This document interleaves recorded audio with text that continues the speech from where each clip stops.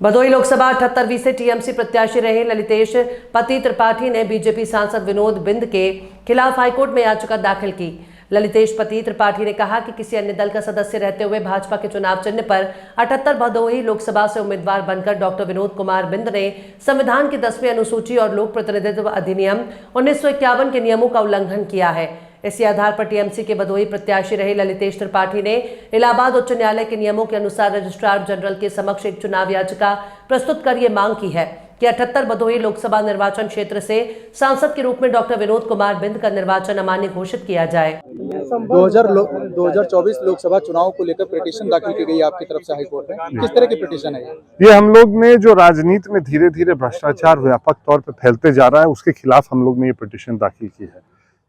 भदोही संसदीय क्षेत्र के जो प्रत्याशी जो विजय घोषित हुए थे, उन्होंने भी कुछ ना कुछ करप्ट प्रैक्टिसेस के तहत अपना यहाँ पे पर्चा भरा था, उन्होंने यहाँ पे चुनाव लड़ा था। उसको चुनौती देते हुए जिस कारण से और जिस आधार पे निर्दल प्रत्याशी या अन्य छोटे दल के प्रत्याशियों के पर्चे खारिज हुए थे, वो कमियां भारतीय जनता पार्टी के प्रत्याशी के पर्चे में भी थे। इसको नजरअंदाज करके उनका पर्चा स्वीकार किया और बाकी सब लोगों को चुनाव से वंचित किया गया।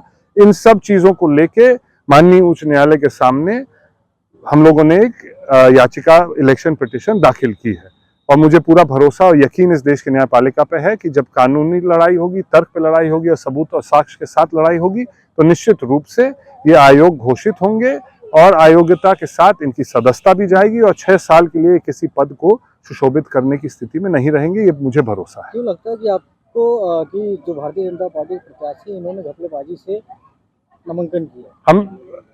हम उसको घपलेबाजी से नहीं, उन्होंने तथ्य छुपाए थे चुनाव आयोग से, उन्होंने तथ्य को सामने नहीं रखा था, वो एक कारण था। दूसरा कारण ये था कि उनके चुनाव, उनका पर्चा, पहली चीज कि वो भरने के योग्य थे कि नहीं थे, ये किसी ने उस समय आपत्ति, जब हम लोग लेके गए थे तब तक किसी ने आपत्ति नहीं की। हम लोग की आपत्ति को अस्वीकार की गई थी और इसी कारण से उस समय से ही तय कर लिया था कि इसके विरुद्ध हम लोग एक चुनाव का पिटीशन दाखिल करेंगे।